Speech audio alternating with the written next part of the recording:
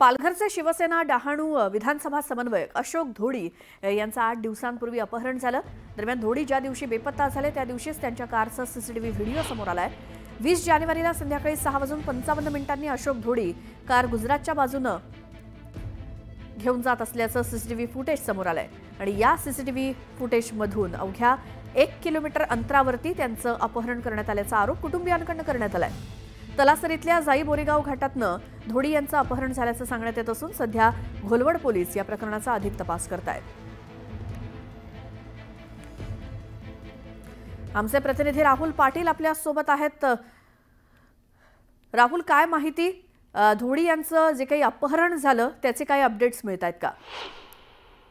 नक्कीच श्वेता, आपण बघितलं तर शिवसेना शिंदे गटाचे जे डहाणू विधानसभा समन्वयक आहेत अशोक धोडी यांचं 20 तारखेला संध्याकाळी 7 वाजताच्या सुमारास अपहरण झाल्याची तक्रार जी आहे ती त्यांच्या कुटुंबियांनी सध्या पालघर पोलिसांकडे केली आहे। अशोक धोडी हे मुंबईत आले होते, त्यानंतर ते डहाणू येथून आपल्या खासगी वाहनाने ज्या वेवजी जे आहे गाव त्या गावी जात असताना त्यांचं अपहरण झाल्याची माहिती जी आहे ती यानंतर समोर आलेली आहे। दरम्यान आता अशोक धोडी यांच्या गाडीचा सीसीटीव्ही जो आहे तो समोर आल्याचं पाहायला मिळतंय। झाई बोरेगाव येथील घाटाजवळ साधारणतः 1 किलोमीटर अंतरावर असलेल्या एका हॉटेल समोरून अशोक धोडी यांची कार जी आहे ब्रिझा कार ती भरधाव वेगात गेली आणि त्या पाठोपाठ एक इको कार गेली। या इको कार मधूनच त्यांचं अपहरण झाल्याचा संशय जो आहे तो आता त्यांच्या कुटुंबियांकडून व्यक्त करण्यात येतोय। साधारणतः 8 दिवस झाले पोलीस प्रशासनाकडे या संदर्भात तक्रार झालेली आहे, मात्र अजूनही अशोक धोडी यांचा शोध घेण्यात पोलीस प्रशासनाला अपयश आलंय। त्याच्यामुळे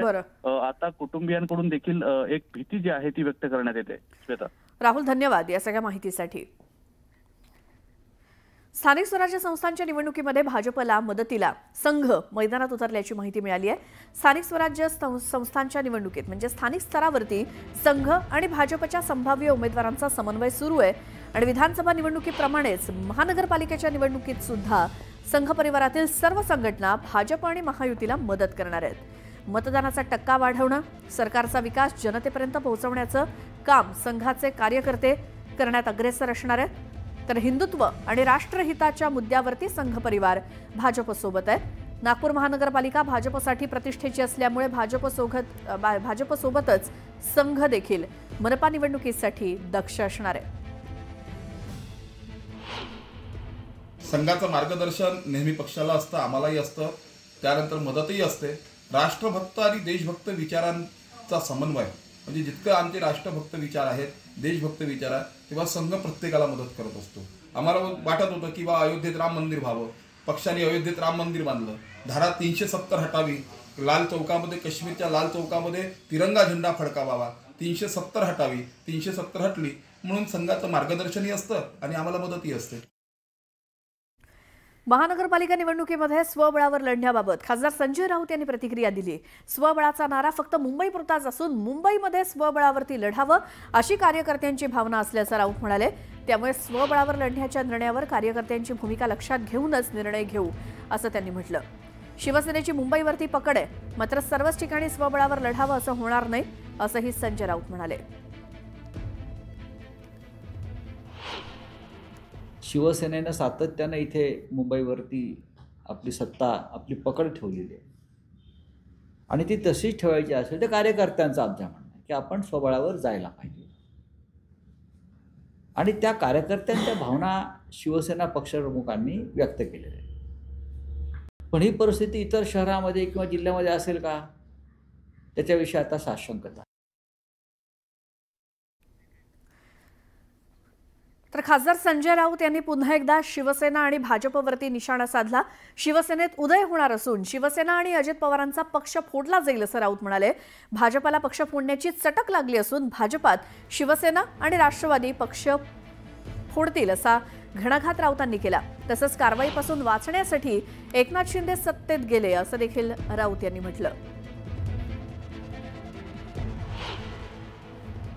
शिंदे गटामध्ये उदय होणार, मला कोणाची नावं घ्यायची नाही, पण ज्या पद्धतीनं राष्ट्रवादी काँग्रेस आणि मूळ शिवसेनेला तोडण्यात आली त्याच पद्धतीनं अजित पवारांचा पक्ष तोडला जाईल, त्याच पद्धतीने एकनाथ शिंदेंचा पक्ष तोडला जाईल। भारतीय जनता पक्षाला ही चटक लागलेली आहे पक्ष तोडण्याची देशभरामध्ये, फक्त इथे नाही. चंद्राबाबूचाही पक्ष तोडला जाईल, नितीश कुमारांचाही पक्ष तोडला जाईल. यांच्या दाताला जिभेला रक्त लागलेलं आहे आणि जोपर्यंत ही चटक आहे तोपर्यंत हे फोडाफोडीचं राजकारण चालू आहे. तर मराठा आरक्षणासाठी मनोज जरांगेंनी पुन्हा एकदा उपोषणाला सुरुवात केली आहे. यावेळी जरांगेंनी सरकारशी चर्चा करायला हवी, त्यातून नक्कीच काहीतरी मार्ग निघेल असं आवाहन उदय सामंत यांनी जरांगेंना केलं. मराठ्यांना आरक्षण देण्यासाठी सरकार प्रयत्नशील आहे, मात्र ओबीसींच्या आरक्षणाला धक्का न लावता आरक्षण देण्याचा प्रयत्न आहे असंही सामंत यांनी म्हटलं. जे जे काही मराठा समाजाला द्यावं लागेल ओबीसीचं न हिरावून घेता, कारण शेवटी ओबीसी समाजाला जे आरक्षण दिलेलं आहे किंवा जो न्याय दिलेला आहे त्यांच्यावर देखील अन्याय होणार नाही, ही देखील शासनाची जबाबदारी आहे. पण मराठा समाजाला आरक्षण देण्याची भूमिका मागच्या सरकारनं शिंदेसाहेबांच्या नेतृत्वाखाली घेतली, ते आरक्षणातून टिकलेलं आहे. आणि म्हणून आपल्या माध्यमातून मनोजजींना मला विनंती करायची की संवाद करण्याचा देखील निर्णय कधीतरी झाला पाहिजे. सरकारबरोबर त्यांनी बोललं पाहिजे. त्यांचे जे काही गैरसमज असतील ते आम्ही दूर करू, आमचे गैरसमज ते दूर करतील. तर मनोज जरांगेंनी प्रकृतीची काळजी घ्यावी असा सल्ला बबनराव तायवाड यांनी दिला. ऐकूयात. माणसाची प्रकृती बरोबर असेल, तो सुदृढ असेल तर समाजाला न्याय मिळवून देण्याकरता मोठ्या प्रमाणामध्ये जोरात संघर्ष करू शकतो. आणि म्हणून म्हणजे जरांगे पाटलांची जी मागणी आहे, जे ते वारंवार सरकारकडे रेटून धरत आहे, सरकारने यापूर्वी अनेकदा स्पष्ट केलेलं आहे, अधिवेशन घेऊन सुद्धा स्पष्ट केलेलं आहे, एकमताने तसा ठराव पारित झालेला आहे की कुठल्याही परिस्थितीत ओबीसीमधनं मराठा समाजाला किंवा जातीला आरक्षण देता येणार नाही आणि कुठल्याही प्रकारच्या कागदपत्राचा पुरावा नसताना कुणबी समाजाचे प्रमाणपत्रसुद्धा देता येणार नाही. छत्रपती संभाजीराजांच्या जीवनावरील छावा चित्रपट वादाच्या भोवऱ्यात सापडलाय. चित्रपटाचे दिग्दर्शक लक्ष्मण उतेकर यांनी राज ठाकरेंची भेट घेतली. या भेटीनंतर बोलताना लेझिम नृत्य करतानाचं दृश्य हटवण्यात येणार असल्याचं स्पष्ट केलंय. चित्रपटात आक्षेप असलेली दृश्य काढून टाकणार असल्याचं त्यांनी स्पष्ट केलं. कुणाच्या भावना दुखावण्याचा आमचा हेतू नाही आणि या चित्रपटात छत्रपती संभाजी महाराज यांच्या भूमिकेत असलेल्या विकी कौशलनं केलेल्या लेझिम डान्सवरनं वाद निर्माण झालाय. छत्रपती संभाजी महाराजांच्या नृत्यावरनं सोशल मीडियावरती आक्षेप घेतला जातोय या दृश्यांवर.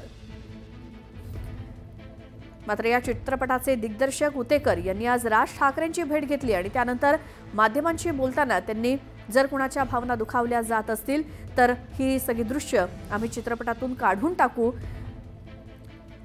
असं राज ठाकरेंच्या भेटीनंतर चित्रपटाच्या दिग्दर्शकांनी सांगितलंय. छावा हा चित्रपट छत्रपती संभाजी महाराज यांच्या जीवनावरती आधारित आहे, ज्याचा ट्रेलर लॉन्च झाल्यानंतर सर्व स्तरातनं या दृश्यांवरती आक्षेप घेतला गेला, ज्यामध्ये छत्रपती संभाजी महाराज आणि महाराणी येसूबाई या लेझिम खेळताना दाखवण्यात आल्यात. मात्र ही दृश्य या चित्रपटातनं काढून टाकावीत